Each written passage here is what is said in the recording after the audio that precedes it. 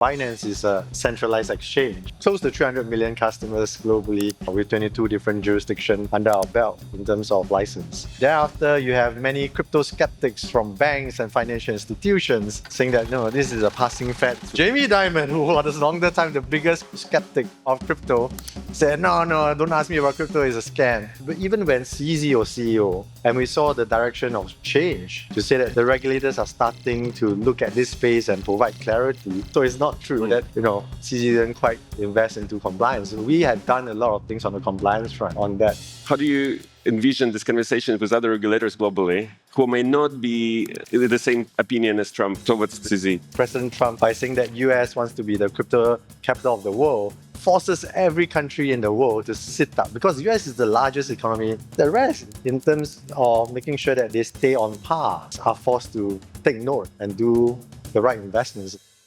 So the Hong Kong FinTech Week is 10 years anniversary to this day. And I was looking at the stages, and it's kind of interesting the transformation you see. Bankers, like 10 years ago, they were all tied up. And now they're removing the ties and they're like, oh, we are pro-crypto. We are all for digital assets. And at the same time, the crypto guys are putting the ties on and like, no, we're very compliant. So No. We're still not putting on the tie.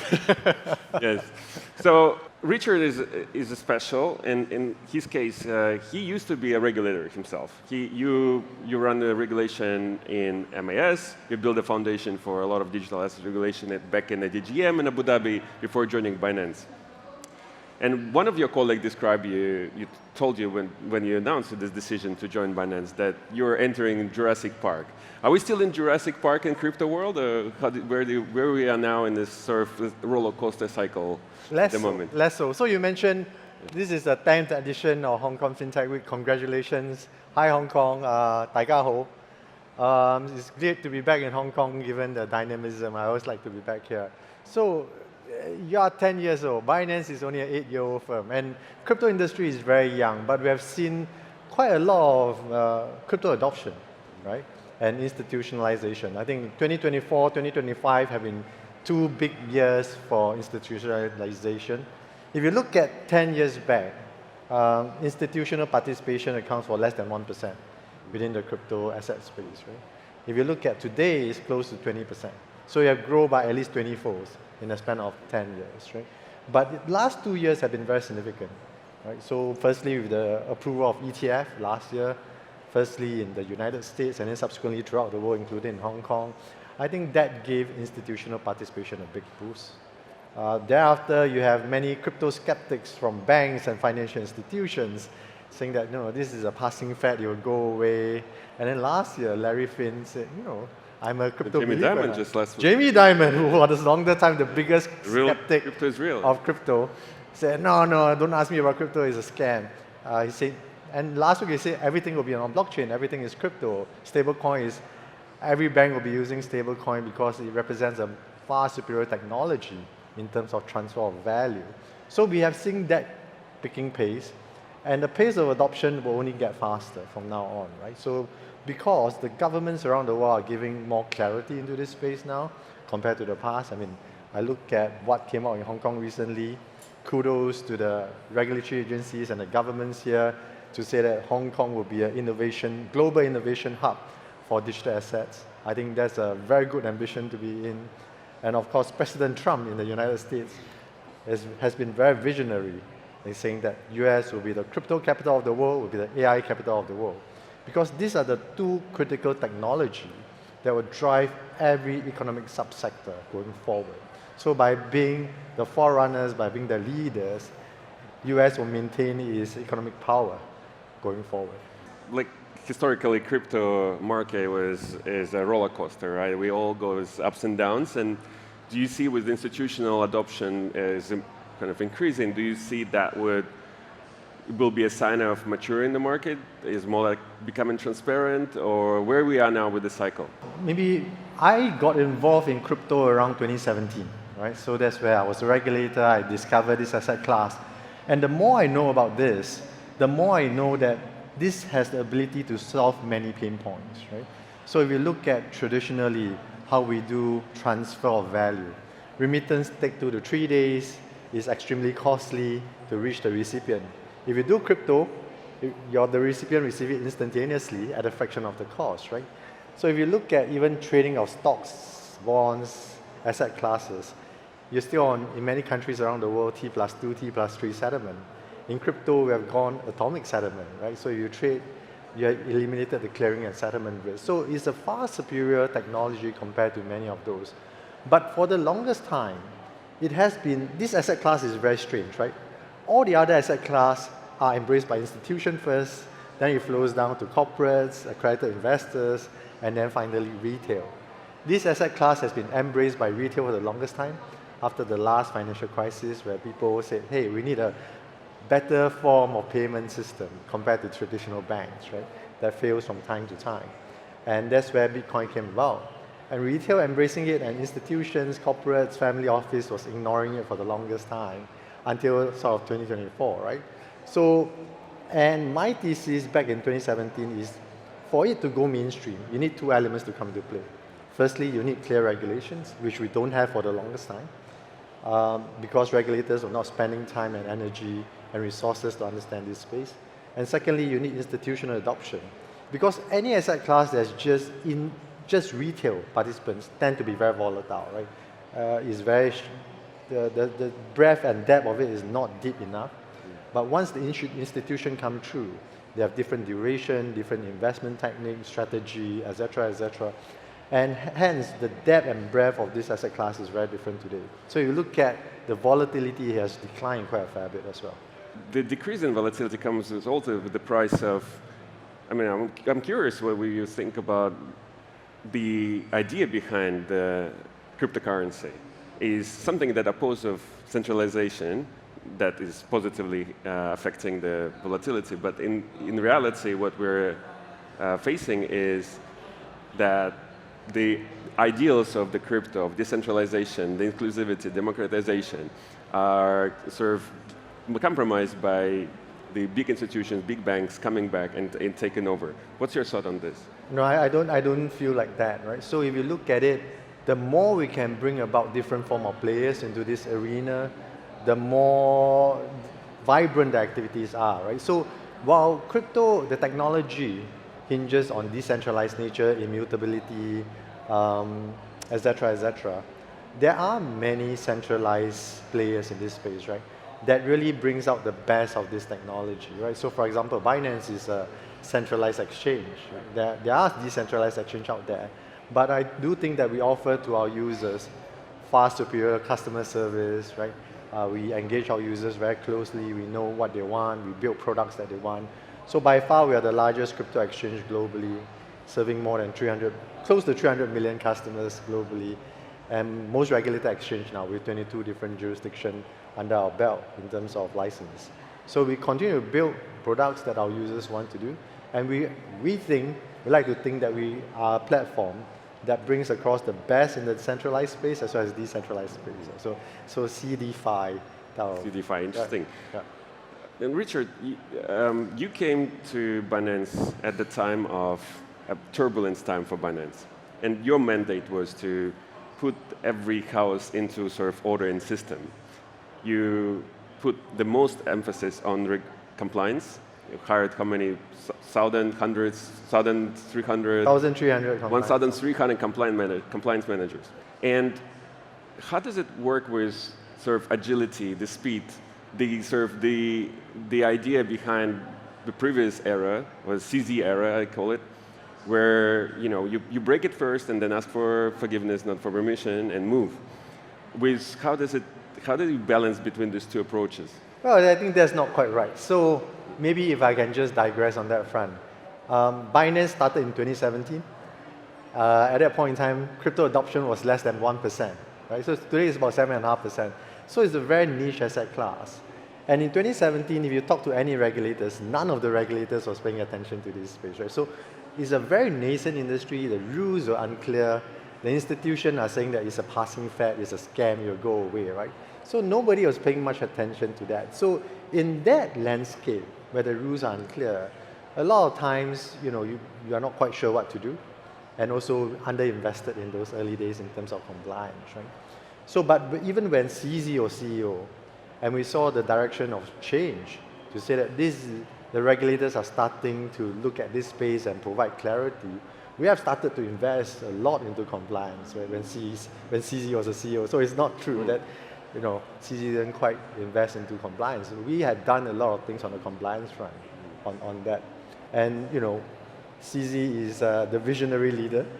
He has put in place a very strong DNA, a very strong mission statement for Binance.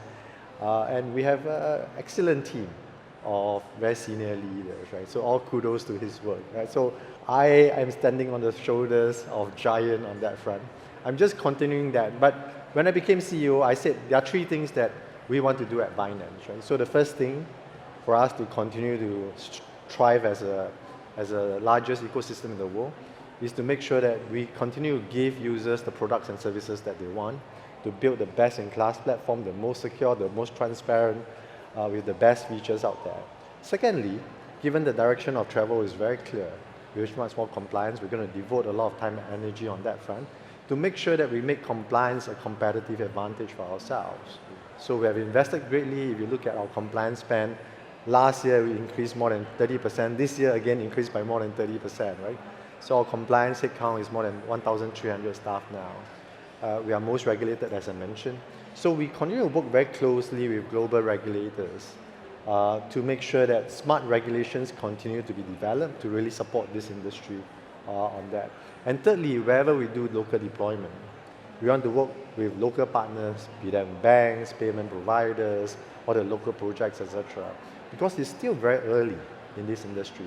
And the more that we can work together to develop the industry, to develop the ecosystem, everybody is better off. And being the largest ecosystem, we will benefit from that. Richard, you've done a tremendous job over the years to really bring the level of compliance and transparency and overall sort of efficiency in that sense for Binance.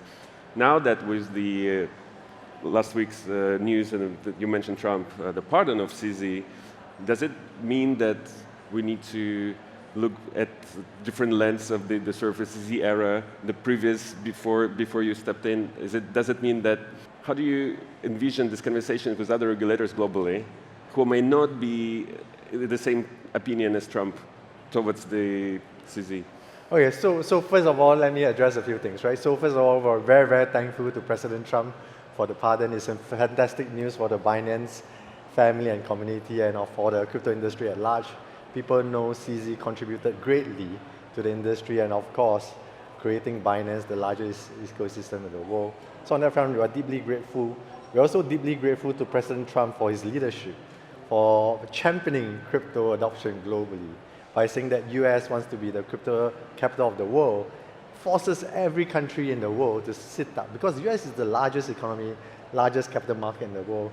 When the US say that, look, I am going to be serious on this, I'm going to invest greatly in this. The rest, in terms of making sure that they stay on par on competitiveness, are forced to take note and do the right investments into that area. So that has an effect of spillover in so many different countries. So we help a lot of countries set up their crypto strategic reserves as well, right? Kazakhstan has announced, the Kingdom of Bhutan, etc. So countries are starting to do allocation on top of institutions and families. Sovereign funds. Yeah, that's right. So we are seeing quite a fair bit of those activities, and kudos to that. On the Binance angle, we continue to focus on what we do, right? To make sure that we are the best platform out there for users. We are trying to look forward to onboard the next billion users onto the platform.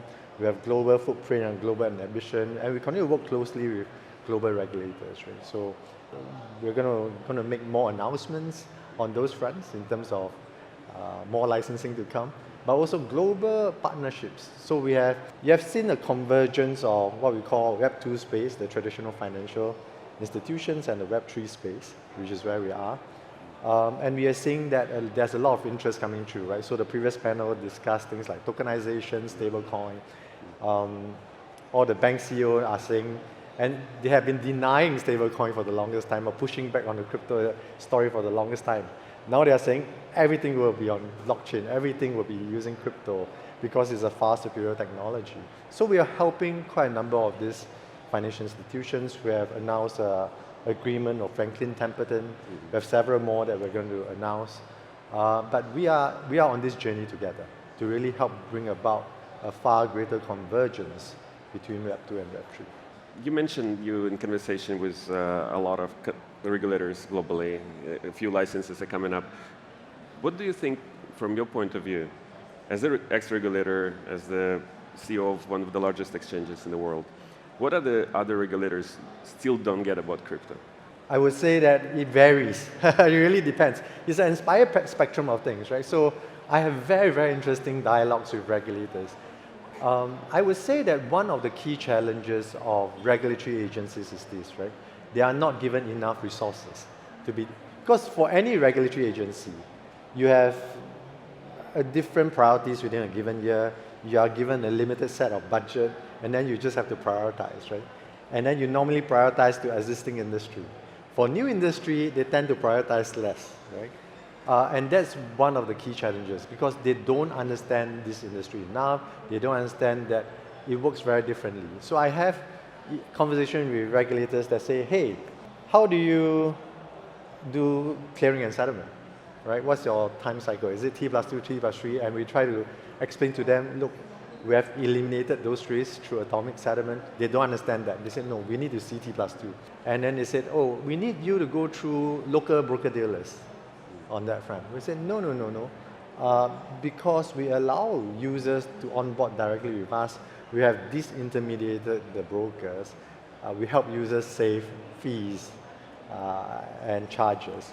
They don't understand that concept, right? So there are a lot of challenges trying to force-feed the current regulatory model, which is set up in a certain fashion that's more suited for the past, and then getting them to understand how blockchain works, right? That sort of challenges those norms. We have worked with traditional financial institutions, and they come to us, and we say, you know, we are going to work on certain products. They are telling us, can you slow your clearing and settlement down to T+1? Otherwise, we can't quite, you know, do the clearing and settlement review because they need that. Their system has been engineered and done everything that way. But we say, but you know, isn't this a far superior system? Yeah, but you know, we can't quite catch up yet. So we have a lot of those conversations as it's an education process, right? It's trying to get them understand this technology and what it represents and why it is superior. It helps save costs. It's so much faster. It solves so many pain points. And financial inclusion is still a big problem in many parts of the world. And people are turning to crypto because it solves all the problems where financial institutions fail to solve. I've been involved in financial sector for more than 30 years now. And financial inclusion has been a big theme. We need to bring more people into financial services. But 30 years on, it's still a big problem today. It is, it is. And we're today in Hong Kong. Your home is in Singapore. You work out of Abu Dhabi and travel around the world. We see with all these regulators now stepping in with different regulations and various regimes for the crypto and digital assets. There's a growing competition now that with the US, the Trump administration, joining this sort of competition. Where do you see the Hong Kong versus other crypto hubs globally, and what's the competitive edge, and where do you see we could improve? Well, Hong Kong is a global international financial center, so it has a lot of natural advantages, right? So you have merchant banking, you have a very dynamic and deep capital market. So there are plenty of advantages that you can harness on. You have a big hinterland in China, but it's harnessing on those, right? So I do applaud the Hong Kong's government's effort. I mean, I spoke to a lot of senior political leaders and the senior regulators here. I think there's a general willingness to really support this industry. So I applaud and kudos those efforts. The ambition is there. So, but what we need to do is to go down to execution level and to continue to push the journey, right, on that front, to come up with smart regulations to really support the industry. Talk more with not only local industry players, but global industry players to really support Hong Kong as an ambition, right? So, but as you can see, everywhere we see smart regulations coming through, the local industry and development takes off in a very big way.